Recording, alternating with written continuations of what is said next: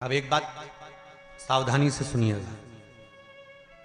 शायद शिव महापुराण के माध्यम से अभी तक ये बात सामने नहीं आई, पर शिव पंचायत कथा में आ रही है। तो सावधानी से सुनना।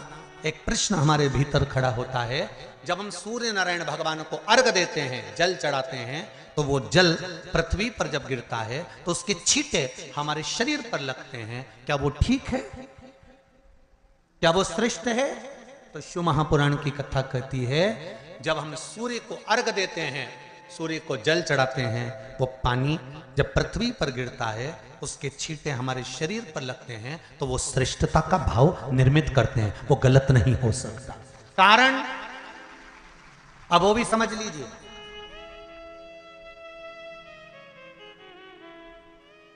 अब सूर्य नारायण भगवान को आप जल चढ़ा रहे हो तो छींटे नहीं लगे, उसके लिए क्या स्टूल पे चढ़ के चढ़ाओगे कि कुर्सी पे चढ़ के चढ़ाओगे? अरे बोलो तो सही। अब कई लोगों के दिमाग में यह बात भरा गई कि हम भगवान को जल चढ़ाते हैं, वो हमारे शरीर में छींटे लगते हैं, जमीन पे से पानी गिरता है, वो हमारे शरीर को छींटे लगते हैं, भगवान को अच्छा नहीं लगता होगा। कौन ने कहा? पहले तो उसको पकड़ के ला। मेरे राम जी महाराज, मेरे भगवान कृष्ण, बड़े बड़े संत, साधु, सन्यासी, तपस्वी, साधक, उपासक जितने भी हुए, जिन्होंने सूर्य की आराधना करी, इन्होंने टेबल पे चढ़कर या कुर्सी पे चढ़कर जल नहीं चढ़ाया। इन्होंने पृथ्वी पर खड़े होकर ही, क्योंकि पृथ्वी तत्व के देव हैं शिव। जब हम मृत्यु लोक पर खड़े होकर, पृथ्वी पर खड़े होकर भगवान शंकर का भाग पृथ्वी तत्व को धारण कर कर जल को हाथ में लेकर जब समर्पित करते हैं, और जो जल नीचे गिरता है वो शरीर पर अगर लगता है तो हमको उसका आशीर्वाद ही प्राप्त होता है, दोष नहीं लगता। पर लोगों ने इसको विपरीत कर दिया। कि कौन ने विपरीत करा? कई लोगों ने इसको विपरीत कर दिया। कौन ने विपरीत करा? तो जो दूसरे धर्म के लोग होते हैं, जिनको हिंदू धर्म से नफरत होती है और जो हिंदू धर्म की पूजन, सेवा, अर्चना को समाप्त करना चाहते हैं, वो धीरे धीरे धीरे धीरे कहने लगे कि सूर्य को जल चढ़ाओगे तो शरीर में लगेगा, शरीर में लगेगा तो दोष लगेगा। इसको कह कहकर घर घर में सूर्य को जल चढ़ाना लोगों ने बंद कर दिया कि आप जल चढ़ाएंगे तो दोष लगेगा, शरीर पे छींटा लगेगा, शरीर को ऐसा लगेगा। ये दोष नहीं है। कितनी सुंदर बात है महाराज। सूर्य नारायण भगवान को जब जल चढ़ाया जाता है, हाथ सिर से 8 इंच की दूरी पर होना चाहिए। जम के बोलिए, सिर से कितना ऊंचा होना चाहिए? 8 इंच ऊपर अपना हाथ होना चाहिए मस्तक से सूर्य को जल चढ़ाते समय। और ना चांदी का, ना स्टील का, ना लोहे का, ना प्लास्टिक का, ना कांच का, ना सोने का कोई बर्तन, ना कांसे का, ना एल्युमिनियम का, ना पीतल का, केवल एक पात्र होना चाहिए, वो है तांबे का। काय का पात्र होना चाहिए? तांबे का पात्र। और सूर्य नारायण भगवान को जब 8 इंच ऊपर तुम्हारा हस्त है, और जब हम सूर्य को जल चढ़ा रहे हैं, कैसे जल चढ़ाना है वो भी समझ लीजिए। अगर कोई कैंसर का मरीज है, जिसके चेस्ट में कैंसर आ गया हो, लेफ्ट में, राइट में कहीं पर कैंसर आ गया हो, या कोई गठान आ गई हो, तो महाराज आप जल चढ़ाते समय उस जल की धार को सूर्य भगवान को जब चढ़ा रहे हो, तो धार आपकी गठान की ओर जाना चाहिए, जिससे सूर्य की किरण उस जल में से आपके उस स्थान पर पड़े, उस जगह पर पड़े जहां पर गठान है। महाराज आप लगातार जल तो चढ़ाना चालू करो, अच्छे अच्छे डॉक्टर फेल हो जाएंगे और कह देंगे गठन ठीक हो गई। आपका लीवर और किडनी गड़बड़ कर रहा है, आप प्रतिदिन, आपका स्वास्थ्य गड़बड़ रहता है, आप प्रतिदिन ये ज्योतिष शास्त्र के अंतर्गत, रत्न शास्त्र के अंतर्गत, ये रत्न शास्त्र, ज्योतिष शास्त्र, रंग शास्त्र जो हमारे यहाँ है, रंगों के हिसाब से ये जितने रत्न होते हैं, माणिक हुआ, मोती हुआ, नीलम हुआ, मूंगा हुआ, पुखराज हुआ, ये क्यों कहते हैं ये पीला है, ये सफेद है, ये नीला है, ये लाल है, इसको शरीर में क्यों पहनाते हैं? उसका कारण होता है कि जब शरीर में पहनते हैं, सूर्य की किरण उसमें पड़ती है, हमारे शरीर पर वो कलर का इफेक्ट पड़ता है, उस कलर को शरीर पर लगता है, और शरीर पर लगता है तो हमारा शरीर धीरे धीरे, हमारी जो इंद्रियां हैं वो सही होने लगती हैं, काम सही होने लगता है। तो आप कहते हो ना सब, मैं कौन सा नक पहनूं, मैं कौन सा मोती पहनूं, मैं कौन सा पुखराज पहनूं, मैं कौन सा नीलम पहनूं, वो ज्योतिष शास्त्र के अंतर्गत, रत्न शास्त्र के अंतर्गत जितने रत्न हम पहनते हैं ये केवल उस किरण के लिए ही तो पहनते हैं कि जो सूर्य की किरण मिले, उस किरण का प्रभाव हमारे शरीर पर पड़े। तो इन सबसे अच्छा है कि सुबह शंकर भगवान का नाम लो, तांबा का लोटा में जल भरो, 8 इंच ऊपर सिर से हाथ होना चाहिए, और सूर्य नारायण भगवान का दर्शन साधारण नहीं, जो जल तुम चढ़ा रहे हो वो जल की जो धार आ रही है उसमें सूर्य का दर्शन होना चाहिए, तो कैंसर की बीमारी कभी नहीं हो सकती। लीवर, किडनी, हार्ट, आपके हार्ट में अगर तकलीफ है, डॉक्टर ने कह दिया कि इसमें नस चोक है, आपको कहीं ना कहीं छल्ला डलेगा, आपको कह दिया इसमें कुछ ना कुछ प्रॉब्लम आ रही है, आप सूर्य को अर्घ देना चालू कर दो, सूर्य को जल चढ़ाना चालू कर दीजिए। आप सूर्य को जल चढ़ाओ, वो जल की जो तरंग आ रही है, वो जल जो निकल कर जा रहा है, उसकी जो किरण आपके हृदय पर, आपकी छाती पर पड़ रही है, नाड़ियों में पड़ रही है, नसों में पड़ रही है, उसका बल देखो तो शरीर 1 महीना लगातार चढ़ाओ तो 15 दिन 20 दिन कर तो देखो। क्यों राम जी महाराज जल चढ़ाते थे, क्यों भगवान कृष्ण जल चढ़ाते थे सूर्य को, क्यों दशरथ जी महाराज जल चढ़ाते थे, क्यों कश्यप ऋषि जल चढ़ाते थे सूर्य को, सारे 33 कोटि देवता, सारे ऋषिवर, साधु संत सन्यासी तपस्वी साधक उपासक सब भगवान सूर्य को अर्घ दिया करते थे। क्यों देते थे, किस लिए? सूर्य नारायण भगवान को जल चढ़ाते समय आपके पंजों की एड़ी ऊंची नहीं होना चाहिए, ध्यान दीजिएगा। आपका पंजा पांव का पूरा की पूरा जमा होना चाहिए भूमि पर। हाथ कितने इंच ऊपर? 8 इंच ऊपर होना चाहिए। जल जो गिरे, सूर्य की किरण, सूर्य का दर्शन उस जल की रोशनी में करना चाहिए। क्या होगा उससे? जिस बच्चे को आंख में चश्मा लगा हो, मोटे से मोटा चश्मा लगा हो, छूट नहीं रहा हो, तो थोड़े दिन उसको सूर्य का अर्घ चढ़वाना चालू कर दो, और जल में से सूर्य का दर्शन कराना चालू कर दो। सूर्य का दर्शन जल में से 2 महीना 2.5 महीना बहुत है, आंख की रोशनी बढ़ जाएगी, चश्मा हट जाएगा। आप कर देखिए। अब एक प्रश्न और खड़ा होता है सूर्य को अर्घ देने का। गुरुजी, पंचदेव पंचायत में सूर्य नारायण भगवान शंकर की पंचायत में हैं। सूर्य नारायण को हम फ्लैट में रहते हैं, हम फ्लैट के अंदर रहते हैं, तो हम फ्लैट में रहते हैं, हमारे यहाँ अगर छज्जा नहीं है, हमारे यहाँ जगह नहीं है, तो हम सूर्य को अर्घ कैसे दें? तो महाराज खिड़की तो होगी, अगर घर में फ्लैट में पानी ढुलेगा और आप लोग नहीं समेट सकते तो एक बाल्टी रख लो, एक पात्र रख लो, पर सूर्य नारायण भगवान को अर्घ देकर रोशनी शरीर पर पड़ना चाहिए। जिंदगी में कभी कोई बड़ी बीमारी नहीं आ सकती। कितने लोग देते हैं सूर्य को अर्घ? जरा हाथ उठाओ। बहुत बढ़िया, बहुत जोरदार। पुरुष लोग भी देते हैं ना, चाहे बच्चे से बच्चा, बच्चों के हाथ में भी 1 लोटा पानी पकड़ाओ।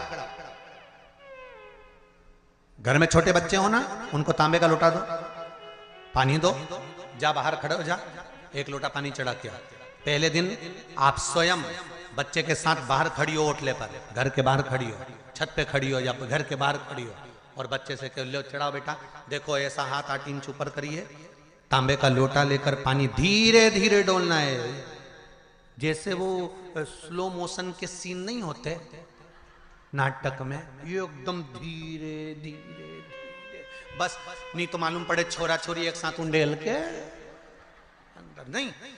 जल चढ़ाते समय उस पानी में से सूर्य की किरण पड़ना चाहिए, सूर्य की किरण।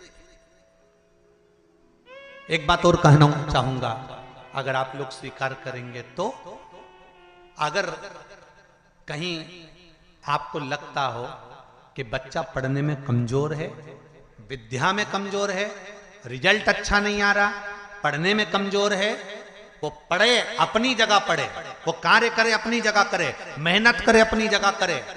बच्चों को कह दो कि कुछ समय के लिए सूर्य को अर्घ देना चालू कर।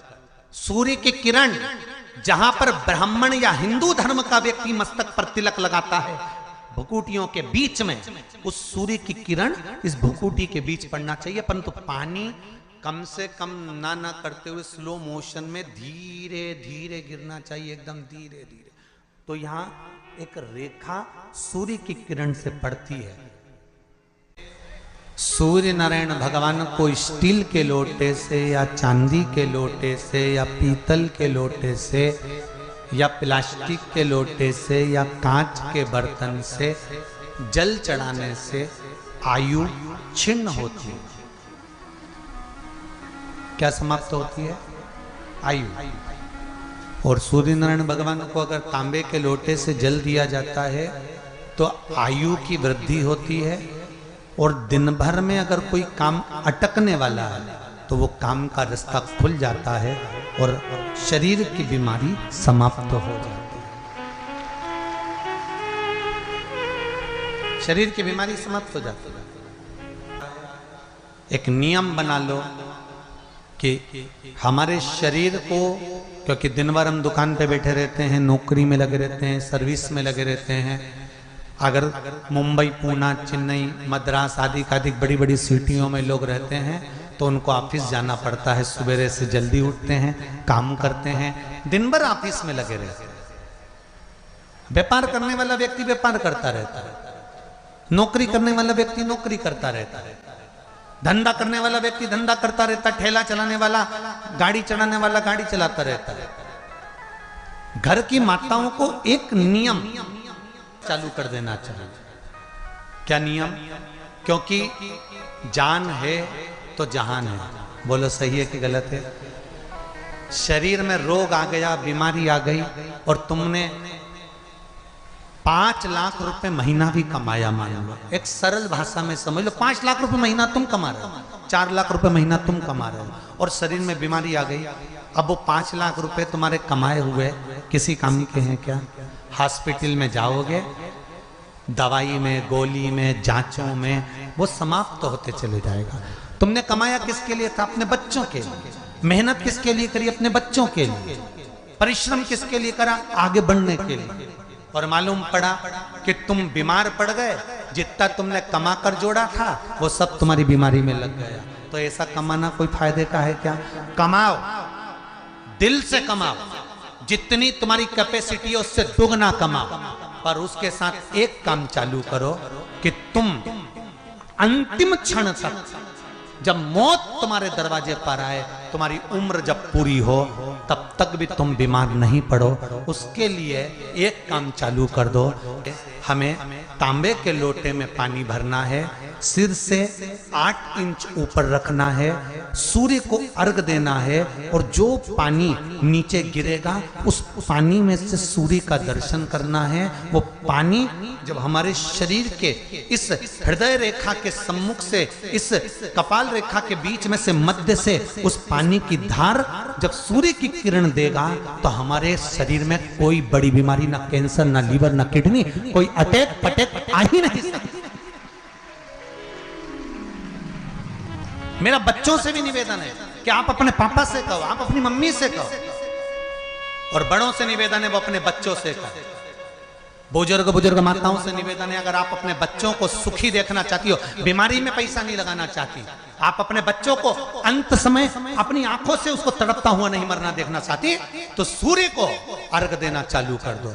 क्योंकि सूर्य की किरण जल के साथ जब इस शरीर पर पड़ती है तो शरीर में कोई बीमारी टिक ही नहीं सकती। ये श्रीमद् शिव महापुराण की कथा कह रही है।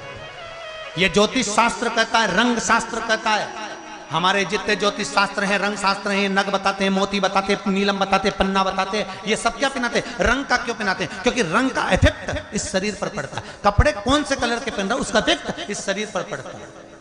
उसी तरह 8 इंच ऊपर मस्तिष्क से तुम्हारा हाथ होना चाहिए, तांबे के कलश में जल होना चाहिए और सूर्य को देखकर उस जल की धार में सूर्य को जल दीजिए। जिंदगी में बीमारी तुमको नहीं घेर सकती, और बीमार हो भी गए हो तो 15-20 दिन करके देखने में कुछ नहीं जाता। बाद में मत करना, सियोर वाला हमारा झूठ बोल रहा होगा, उसमें क्या दिक्कत कह रहे हैं, क्यों बोल रहे हैं इतने? उसका एक कारण है, आज के समय में लोग 80 साल और 90 साल के होकर नहीं जा रहे भाई। आज के समय में लोग अटैक आता है, बीमारी आती है, कैंसर हो गया, शुगर हो गई, बीपी हो गया, 60, 70, 75, 55, 40 में लोगों के प्राण छूट जा रहे हैं। अगर ये पूरी पृथ्वी युवानों से जवानों से अगर विहीन हो जाएगी तो किस काम की? तुम्हारा कमाया गया धन किस काम का होगा? कौन कौन ले रहा है नियम? आज से नियम बना लो, एक तांबे का लोटा जल सूर्य नारायण को अर्घ देना है हमको प्रतिदिन। घर का चाहे छोटा हो चाहे बड़ा हो, जिस बच्चे को रोज बुखार आता हो, निमोनिया हो रहा हो, जिसका लीवर किडनी डैमेज हो गया हो, वो नियम बना लो, 15 दिन के अंदर 20 दिन के अंदर डायलिसिस में अंतर आ जाएगा तुम्हारे। तुम कर तो देखो, इस प्रभाव करे। बनाओ नियम। जिस नारी को रजो धर्म से जुड़ी हुई या गर्भाशय से जुड़ी हुई कोई बीमारी हो गई हो, वो नारी भी सूर्य को जब अर्घ दे तो उस जल को बिल्कुल स्लो एकदम धीरे धीरे गिरा, एकदम धीमा धीमा, जल्दी जल्दी पानी उंडेल के मत आना। सूर्य देवता को अर्घ देना। हो सकता है तुम लोग इसलिए भी नहीं दो कि लोग हंसेंगे, शर्म करेंगे, तो दुनिया हंसे। जब हॉस्पिटल में पड़े रहोगे तब नहीं हंसेंगे कि कमा कमा के मर गया, ले यहीं छोड़ दिया। जब भी तो लोग हंसेंगे। तो उससे अच्छा है दुनिया आग लगे बस्ती में। अरे अच्छे से बोलो जरा, आग लगे बस्ती में, अपन रहो मस्ती में। और एक निवेदन हो रहे, जो ये बात कही है इसकी क्लिपिंग आप काट लेना और सारे के व्हाट्सएप पे भेज देना। 1 लोटा तांबे का जल सूर्य नारायण को देना है इस शरीर के लिए, क्योंकि हमने परिवार के लिए बहुत करा, अब अपने लिए करना है। कोई पैसा लग रहा है? अरे बोलते जाओ। सियोर वाले महाराज ने तुमसे धन मांगा? नहीं। पैसा मांगा? नहीं। इसमें तुम्हारे अगर प्राण बचेंगे तो सियोर वाले महाराज का कोई भला होगा? नहीं। भला किसका होगा? तुम्हारी पत्नी का सौभाग्य अमर होगा, तुम्हारे बच्चों का पिता उनके सामने होगा और माँ उसके सामने होगी। तुम्हारे लिए करना, या हमारे को कुछ नहीं चाहिए, तुम तो तुम्हारे लिए करो।